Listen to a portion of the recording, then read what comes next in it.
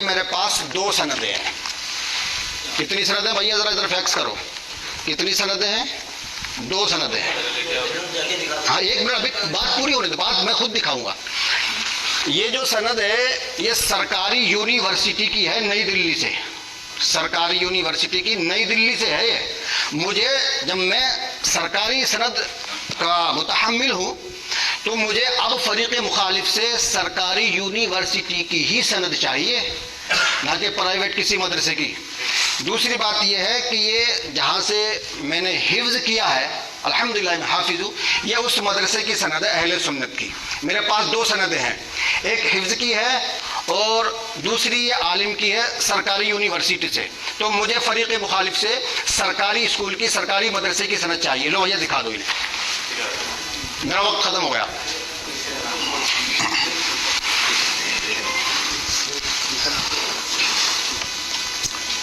ہو گیا. سنت کے نزدیک قرآن و حدیث کے علاوہ بے شمار کتابیں ایسی ہیں جو سند کا درجہ رکھتی ہیں. ہزاروں کتابیں. مثلا آپ کو قرآن کریم کی تفسیر اپنے من سے کرنے کی اجازت نہیں ہے. رسول پاک صلی اللہ علیہ وسلم نے ارشاد فرمایا، من کذب علی متعمدا فلیتبوأ مقعدہ من النار. من قال فی القرآن برأیہ فلیتبوأ مقعدہ من النار.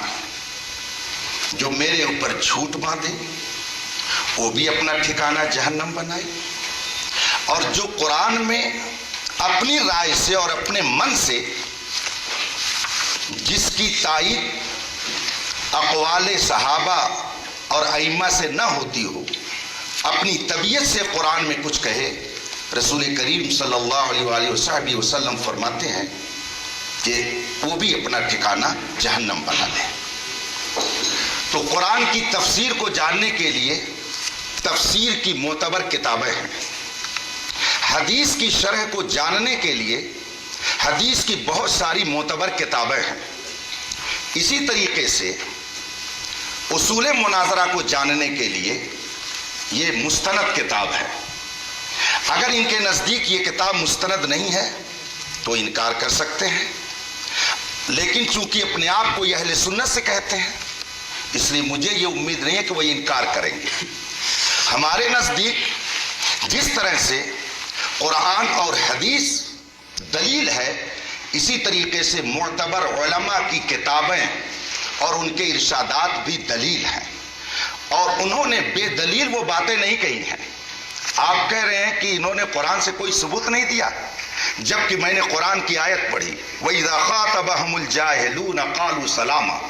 قرآن خود کہتا ہے جاہلوں سے مباحثہ مت کرو، عالموں سے کرو. یہ قرآن کا حکم ہے. اور آپ چونکہ قاری صاحب معذرت چاہتا ہوں، آپ نے جو سند دکھائی ہے یہ عالم کی سند نہیں ہے. کہیں آپ نے دو چار کتابیں اردو کی پڑھ لی ہوں گی اور یہ ڈپلومہ ہے جو آپ نے لے لیا ہے. اس کا مطلب آپ کے پاس عالم کی سند نہیں ہے. اور مناظرہ کے لیے دونوں کا برابر ہونا ضروری ہے. آپ کو میں عبارت پڑھ کے سنا دیتا ہوں، قسم کھا کے کہتا ہوں قاری صاحب آپ یہ عبارت عربی کی نہیں پڑھ سکتے ہیں، خدا کی قسم نہیں پڑھ سکتے ہیں. اگر پڑھ سکتے ہیں تو عبارت یہ ہے، آپ اس کو پڑھ کر کے اس کا ترجمہ بتائیے، اور نہیں تو پھر میں ابھی اس کا مطلب بتاتا ہوں. آپ نے جو سند پیش کی ہے یہ اردو پڑھنے والوں کی جو ڈپلومہ کرتے لوگ گھر پہ بیٹھ کر کے، یہ عالم کی سند نہیں ہے. آپ لوگ نہیں بولیں، چپ بیٹھ رہے ہیں. یہ کتاب ان کو دے دیجئے، اگر وہ پڑھ کر کے اس کا مطلب بتا دیتے ہیں تو پھر میں یہ تیسری بار ان کے سامنے پڑھ رہا ہوں. تم بیٹھو. آپ لوگ دیکھیے حالات اور سمجھیے. اب میں اگر ہم چونکہ اہل سنت و جماعت سے ہیں، ہم اپنے اکابر کو قابل اعتبار مانتے ہیں، ان پر ہمارا اعتماد اور بھروسہ ہے. اور یاد رکھیے یہ کوئی ایسے عالم نہیں ہے کہ جن کو آپ بریلوی کہہ کر کے نظر انداز کرتے. ان کا انتقال 1083 ہجری میں ہوا. گویا تقریباً 400 سال پہلے کی یہ کتاب ہے. یہ 400 سال پہلے، گنتی میں ادھر ادھر ہو سکتا ہے. اس میں یہ لکھتے ہیں کہ مناظرہ کو مناظرہ کیوں کہا جاتا ہے. اس کی وجہ یہ بیان کرتے ہیں کہ اس میں اس بات کی طرف اشارہ ہے. میں عربی عبارت اس لیے نہیں پڑھوں گا تاکہ وہ دوبارہ اس کو نقل نہ کر سکے. ترجمہ پڑھ رہا ہوں، عبارت وہ پڑھ دیں، پوری مجلس پر ان کا احسان ہوگا. پوری مجلس پر ان کا احسان ہوگا. ینبغی ان یکون المناظران. اب آگے میں نے اس لیے اتنی پڑھ دی کہ آپ لوگوں کو یہیں سے پڑھ کر کے وہ سنائیں گے، جس میں لکھا ہوا ہے دونوں مناظر کے لیے یہ ہونا چاہیے کہ وہ ہم پلہ ہوں.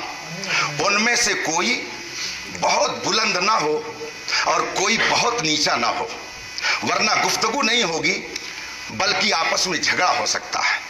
اور جب علماء رہیں گے تو وہ اپنے درجے کا لحاظ کریں گے. وہ اپنی گفتگو میں بھی عامی الفاظ اور بازاری لب و لہجہ اختیار نہیں کریں گے. اس لیے انہوں نے یہ شرط رکھی ہے.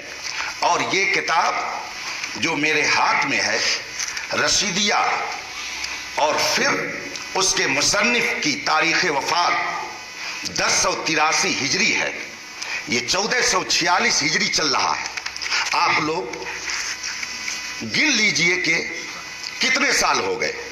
اعلیٰ حضرت اس وقت پیدا بھی نہیں ہوئے تھے. یہ اس وقت کی کتاب ہے. اگر اتنے قدیم علماء کی کتابیں بھی معتبر نہیں تو پھر دین کا دفتر آپ کہاں سے لے کے آئیں گے؟ کن کی باتیں معتبر ہوں گی؟ اس لیے میں نے کہا. اور انہوں نے اپنی طرف سے نہیں لکھا، یہ بہت بڑے عالم تھے اس زمانے کے. تو انہوں نے جو کچھ لکھا کتاب و سنت کی روشنی میں لکھا ہے. قرآن سے میں نے آیت کریمہ پیش کی کہ جاہل سے بحث کرنا یہ علماء کا کام نہیں ہے. اس کا مطلب ہے کہ بحث و مباحثہ کرنے کے لیے اگر آپ عالم ہیں تو سامنے والا بھی عالم ہونا چاہیے. اور عالم کے بارے میں ہم کیسے جانیں گے؟ اس کے جاننے کا ایک طریقہ اس کی سند ہے. جیسے ابھی ہم نے آپ کے بارے میں جانا کہ آپ نے صرف اردو میں ڈپلومہ کیا، تو یہ ہم نے کیسے جانا؟ کیسے اس کو جانا؟ آپ نے اگر یہ نہ دکھایا ہوتا تو ہم نہیں جانتے. اس کا مطلب یہ ہے کہ جو دوسری جماعت کے عربی مدارس میں پڑھنے والے طلباء سند حاصل کرتے ہیں، آپ نے وہ سند حاصل کی. میں الحمدللہ تقریباً 2.5 درجن کتابوں کا رائٹر ہوں.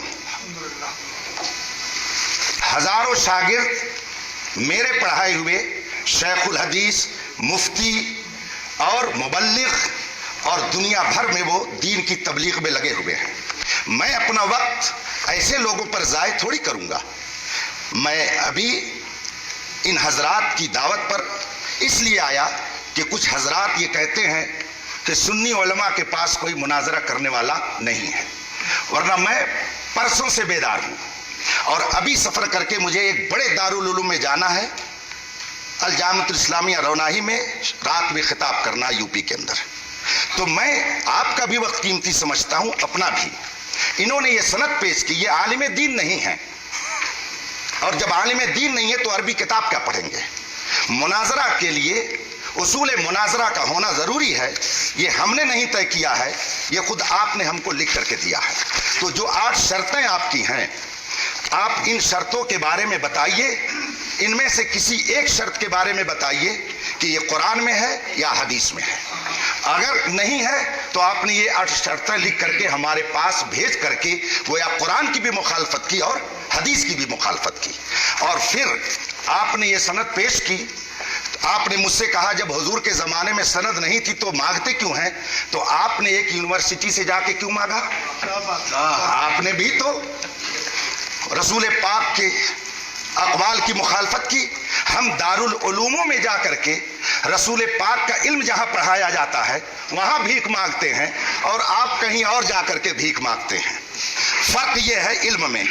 ہم علم مصطفیٰ حاصل کرتے ہیں دارال علوموں میں جہاں پہ واقعی رسول پاک کا علم پڑھایا جاتا ہے، اور آپ جا کر کے یونیورسٹی سے صرف سند لیتے ہیں۔